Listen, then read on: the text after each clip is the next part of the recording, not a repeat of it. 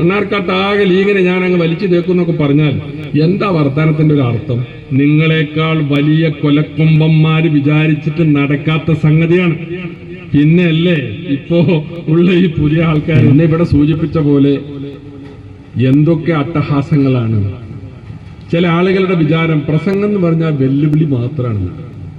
എപ്പോഴും വെല്ലുവിളിക്കുക, അനങ്ങിയാ വെല്ലുവിളിക്കുക.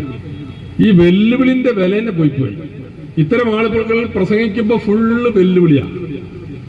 ഇവിടെ ആരിസ് സൂചിപ്പിച്ച പോലെ എന്താ ഉണ്ടായത്? മണ്ണാർക്കാട് മുനിസിപ്പാലിറ്റിയുടെ വിജയത്തിൽ ഒരു വലിയ വിജയാഹ്ലാദ പ്രകടനം നടന്നു. വിജയാഹ്ലാദ പ്രകടനം റോട്ടിലൂടെയാണ് നടന്നത്. സമീപത്ത് പാർട്ടി ഓഫീസുകൾ ഉണ്ടാകും. അവിടെ ഒന്നും ഒരു അനിഷ്ട സംഭവം ഉണ്ടായിട്ടില്ല. ഉണ്ടാകാട്ട് ഞങ്ങൾ സമ്മതിക്കില്ല. അതാണ് ഞങ്ങളുടെ നേതൃത്വം. അവിടെ ആ ഓഫീസിന്റെ പരിസരത്ത് ഞങ്ങളുടെ നേതാക്കന്മാർ, ആ വീഡിയോ കണ്ടാൽ അറിയാം, എല്ലാവരും നിൽക്കുന്നുണ്ട്. ആവേശത്തിൽ വല്ല കുട്ടികളും അങ്ങോട്ട് തുള്ളിയാൽ അങ്ങോട്ട് പോവരുത്. റോട്ടിലൂടെയാണ് പ്രകടനം. പിന്നെ റോട്ടിലെ പ്രകടനം കണ്ടിട്ട് വല്ലാതെ പ്രയാസപ്പെടുന്നുണ്ടെങ്കിൽ നിങ്ങളുടെ കയ്യിലിരിപ്പാണ്. തോറ്റതിനാണ്, ഞങ്ങൾ ജയിച്ചതിനാണ് പ്രകടനം നടത്തുന്നത്. ഞങ്ങൾ വേറെ ഒന്നും അവിടെ ചെയ്തിട്ടില്ല അല്ലേ? അവിടെ ഞങ്ങൾ ചെയ്യണ്ടല്ലോ. CPM ഓഫീസിൽ പടക്കം പൊട്ടിക്കാൻ ഇപ്പൊ CPM ഉണ്ട്. എന്ത് മര്യാദക്കുള്ള പടക്കല്ല, ഗുണ്ട് പൊട്ടിക്കും അല്ലേ? CPM ഓഫീസിൽ ഗുണ്ട് പൊട്ടിച്ചത് ആരാ? ഞങ്ങളല്ല.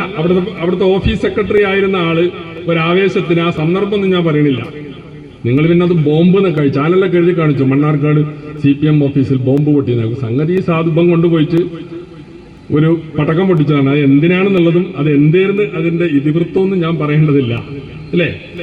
അപ്പൊ അത്തരം അക്രമങ്ങളെ എവിടെയും ഞങ്ങൾ പ്രോത്സാഹിപ്പിക്കില്ല. ചെയ്തതും ശരിയാന്ന് ഞങ്ങൾക്ക് അഭിപ്രായമില്ല. പക്ഷെ നിങ്ങൾ തമ്മിലുള്ള പ്രശ്നമാണ്. പൊട്ടിച്ച ആളും CPM ആണ്, പൊട്ടിയ ഓഫീസും CPM ആണ് അല്ലേ? അത് നിങ്ങൾ തമ്മിലുള്ള തർക്കമാണ്. അതിന്റെ വിഷയം ഞാൻ പറയുന്നില്ല. ഒരു പ്രകടനവും എന്തേലും ബിലാലോ ഒക്കെ പറഞ്ഞിട്ടൊരു ഭയങ്കര പ്രകടനവും, അതിന് ഈ പറഞ്ഞ ആൾക്കാരൊക്കെ തന്നെ വലിയ കൊലവിളിയൊക്കെ ഉണ്ടായിരുന്നു. അത് നിങ്ങളെ കാര്യം. ഞങ്ങളുടെ രാഷ്ട്രീയം അതല്ല. മുനിസിപ്പാലിറ്റിയിൽ ജയിച്ചവർ ആഹ്ലാദ പ്രകടനം നടത്തി. എവിടെയും അതിന് വഴി തെറ്റിയിട്ടില്ല. തെറ്റാണെങ്കിൽ സമ്മതിക്കൂല. അതും പറഞ്ഞുതരാം. ഉത്തരവാദിത്തപ്പെട്ട ജനപ്രതിനിധികൾ എന്ന നിലക്ക് പറയുന്നു, ഈ നാട്ടിൽ ഇത്തരം അക്രമങ്ങളൊന്നും എവിടെ ഏത് കോണിൽ നിന്ന് വന്നാലും ഞങ്ങൾ പ്രോത്സാഹിപ്പിക്കൂല. ഇപ്പൊ തെങ്കരയിൽ ചില പ്രശ്നങ്ങളുണ്ടായി. എന്താ കാരണം? ഇത് റഫീഖ് അവിടെ ഇരിക്കുന്നുണ്ട്. ജില്ലാ പഞ്ചായത്തിന്റെ സ്ഥാനാർത്ഥി പര്യടനവും കലാശക്കൊട്ടിന്റെ ദിവസം ഒരു പരിപാടി നടക്കുമ്പോൾ അതിന്റെ ഉള്ളിലേക്കാണ്ട് കയറി വരികയാണ്. ഇതാരാ ഇത് അംഗീകരിക്കാൻ പറ്റും. അപ്പൊ അതിലുണ്ടായ കശപിശ, അതിനെ തുടർന്ന് അതിൽ അടി കിട്ടിയെന്നൊക്കെ പറഞ്ഞുകൊണ്ട് സ്വാഭാവികമായി ഒരു കൂട്ടരുടെ സമ്മേളനത്തിൽക്കാണ് കയറി വരിക. എന്നിട്ട് അവിടെ അക്രമം കാണിക്കുക. അത് അംഗീകരിക്കാൻ കഴിയും. എന്നിട്ട് അവിടെ വന്ന് അതിന് പിന്നെ ചെറിയ കുട്ടികൾ, നമ്മളൊക്കെ എല്ലാവരുടെ വീട്ടിലും കുട്ടികളും സ്ത്രീകളൊക്കെ ഉണ്ട്. രാഷ്ട്രീയത്തിൽ ഇങ്ങനെയൊക്കെ പറ്റും. ആ കുട്ടികളെ റോട്ടിൽ തടഞ്ഞ് ആക്രമിക്കുക, അവരുടെ വാഹനം ആക്രമിക്കുക. എന്നിട്ട് അതിൽ പോലീസ് കേസെടുക്കും. കേരളത്തിൽ ആഭ്യന്തരമന്ത്രി പിണറായി തന്നെയല്ലേ? പോലീസ് കേസെടുക്കും. ഞങ്ങളാരും വിളിച്ചു പറഞ്ഞതുകൊണ്ട് പോലീസ് അങ്ങനെ പ്രത്യേകിച്ച് കേസൊന്നും എടുത്തിട്ടില്ല. ഞങ്ങൾ ന്യായത്തിന്റെ പക്ഷത്ത് വിളിക്കും. അതിലാർക്കും സംശയം വേണ്ട. ന്യായം നടപ്പാക്കണം. പോലീസിനോട് ഞങ്ങൾക്ക് എപ്പോഴും അതേ പറയാറുള്ളൂ. തെറ്റ് ഒരു സംഭവം ഉണ്ടായാൽ അതിന് ന്യായം, അതിന്റെ നീതിയുക്തമായ രീതിയിലുള്ള കേസ് എടുക്കണം. അത് ആ സംഭവത്തിൽ എടുക്കണം എന്ന് പറഞ്ഞിട്ടുണ്ട്. എടുക്കണം. പോലീസ് അത് ചെയ്തിട്ടുണ്ട്. അതിന് പോലീസിനെയും ഭീഷണി. പിണറായിന്റെ പോലീസിനെ സ്വന്തം പാർട്ടിക്കാരെ റോട്ടിൽ നിന്ന് ഭീഷണിപ്പെടുത്തുകയാണ് അല്ലേ? അപ്പൊ അതൊന്നും ഒരു ശരിയായ രീതിയല്ല. മുമ്പൊരു ഡയലോഗ് ഉണ്ടല്ലോ, അതാണ് എനിക്ക് ഓർമ്മ വരുന്നത്. എടോ ഇനിയും നന്നാവാനായില്ലേ എന്നൊരു ചോദ്യം പഴയ ഒരു പ്രസിദ്ധമായ ഡയലോഗാണ്. ഇങ്ങനെയൊക്കെ പറയാമോ? എന്നിട്ട് എന്താ പറയണത്? പാതി പഠിച്ച അഭ്യാസവുമായി വന്നാൽ മുഴുവൻ പഠിച്ച അഭ്യാസമായിട്ട് ഞങ്ങൾ ഇറങ്ങുന്നു. നിങ്ങൾ ഇറങ്ങിയാലോ ഞങ്ങളെ മൂക്കിൽ വലിക്കോ? ഇത് എന്താ ഈ പറയുന്നത്? എന്നിട്ട് ഞങ്ങൾ അതിനെ തീരുമാനിച്ചിട്ടില്ല എന്ന്. അത് കൊള്ളാം അല്ലേ? ഞങ്ങൾ അതിന് തീരുമാനിച്ചിട്ടില്ല. അങ്ങനെ തീരുമാനിച്ചാൽ നിങ്ങൾ ആരും ഉണ്ടാവില്ല എന്ന്. ജനാധിപത്യം എങ്ങനെയാണ്? ഇവിടുത്തെ ലീഗിനെയും ഇവിടുത്തെ ജനാധിപത്യ പ്രസ്ഥാനങ്ങളെയും പറയുന്ന ആളുകൾ മനസ്സിലാക്കിയിട്ടില്ല. ഞങ്ങൾ ജനപിന്തുണയുള്ളവരാണ്. ഞങ്ങൾ നിങ്ങളെക്കാൾ വലിയ തോതിൽ ജനപിന്തുണ ആർജിച്ചവരാണ്. അങ്ങനെയുള്ള പ്രസ്ഥാനങ്ങൾ അങ്ങ് മൂക്കിൽ വലിച്ചാൽ തീരുമോ? അങ്ങനെ വലിക്കാൻ കഴിയോ? എത്ര പരിഹാസ്യമായ വെല്ലുവിളിയാണിത്. ഇത് കേട്ടവര് ചിരിക്കും അല്ലേ? ഇങ്ങനെ കുറെ കഥാപാത്രങ്ങൾ സമൂഹത്തിലുണ്ട്. അപ്പൊ രാഷ്ട്രീയം എന്ന് പറഞ്ഞാൽ ഇതൊന്നുമല്ല. രാഷ്ട്രീയത്തിൽ ആശയ സംവാദങ്ങൾ ഉണ്ടാകും, അങ്ങോട്ടും ഇങ്ങോട്ടുള്ള അഭിപ്രായ വ്യത്യാസങ്ങൾ ഉണ്ടാകും.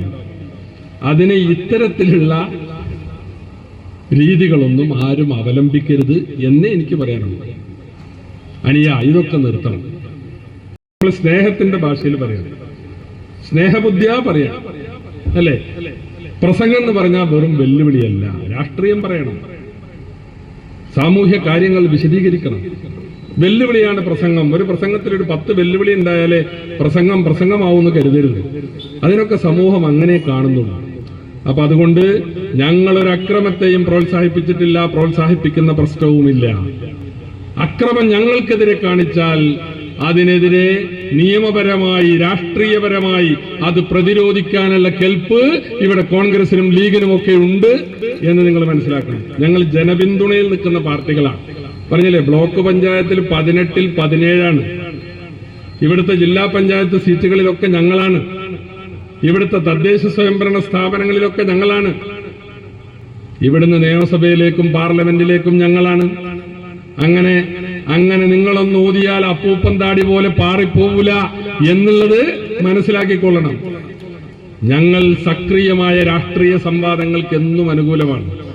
രാഷ്ട്രീയം പറയണം, നാട്ടിൽ രാഷ്ട്രീയം പറയണം, രാഷ്ട്രീയ നിലപാടുകൾ വ്യക്തമാക്കണം. നിങ്ങൾ നിങ്ങളുടെ നിലപാട് വ്യക്തമാക്കി, ഞങ്ങൾ ഞങ്ങളുടെ നിലപാട് വ്യക്തമാക്കി. ജനം വോട്ട് ചെയ്തപ്പോ ഞങ്ങളാണ് ഏറെ മുന്നിലെത്തിയത്. അപ്പൊ അതിന് ഇത്തരത്തിലുള്ള പ്രയോഗങ്ങളും ഭീഷണികളും ഒന്നും രാഷ്ട്രീയത്തിൽ ആർക്കും നല്ലതല്ല. അതേ ഞാൻ പറയുന്നു. നമ്മളതൊരു പുതിയ ഇതിലേക്ക് കൊണ്ടുപോകാനല്ല. ഒരു വിജയാഹ്ലാദ പ്രകടനം, അതിന്റെ പേരിൽ ആ വിജയാഹ്ലാദ പ്രകടനം നടത്തിയതിന് ഇങ്ങനെ ഭീഷണിയിൽ സംസാരിക്കാമോ? ഞാൻ പറഞ്ഞാൽ അവിടെ വേറെ ഒരു അനിഷ്ട സംഭവം ഉണ്ടായിട്ടില്ല. അവിടെ അനിഷ്ട സംഭവമൊക്കെ നിങ്ങളെ ആൾക്കാർ തന്നെയാണ് നിങ്ങൾ ആഫീസിൽ അനിഷ്ട സംഭവങ്ങൾ ഉണ്ടാക്കിയത്. അതൊന്നും മണ്ണാർക്കാട് അത്തരത്തിലുള്ള അക്രമങ്ങളും രാഷ്ട്രീയ സംഘടനകളൊന്നും ഇല്ലാത്തൊരു മണ്ണാണ്. അത് നമ്മളെല്ലാവരും കൂടി നിലനിർത്തണം. തെരഞ്ഞെടുപ്പുകൾ വരും, അവിടെ രാഷ്ട്രീയമായ അഭിപ്രായങ്ങൾ പറയണം. നിങ്ങൾ പറയുന്നതിനോടുള്ള അഭിപ്രായ വ്യത്യാസം ഞങ്ങൾ പറയും, ഞങ്ങൾ പറയുന്നതിനോട് നിങ്ങൾ പറയണം. ജനമാണ് വിലയിരുത്തുന്നത്, ജനങ്ങളെ ചെറുതായി കാണരുത്. യഥാർത്ഥ യജമാനന്മാർ ഈ നാട്ടിലെ ജനങ്ങളാണ്. അപ്പൊ അവരുടെ മുമ്പിലുണ്ട് ഞങ്ങൾ ആരാണെന്നും നിങ്ങളൊക്കെ ആരാണെന്നും ഓരോരുത്തരുടെ ചെയ്തികൾ എന്താണെന്നും അവരുടെ ഭാവിയും ഭൂതമൊക്കെ ജനങ്ങളുടെ മുമ്പിലുണ്ട് എന്ന്. അത് വ്യക്തികളുടെ അല്ല, പ്രസ്ഥാനങ്ങളുടെ. അവരൊക്കെ എങ്ങനെ കടന്നു വന്നവരാണ്. മണ്ണാർക്കാട്ടാകെ ലീഗിനെ ഞാൻ അങ്ങ് വലിച്ചു തേക്കുന്നൊക്കെ പറഞ്ഞാൽ എന്താ വർത്തമാനത്തിന്റെ ഒരു അർത്ഥം? മണ്ണാർക്കാട് പിന്നെ ലീഗ് ഉണ്ടാവില്ല. എന്ത് ഈ ജാതി വിജയാഹ്ലാദ പ്രകടനമൊക്കെ നടത്തിയാൽ ഉണ്ടാവില്ലെന്ന്.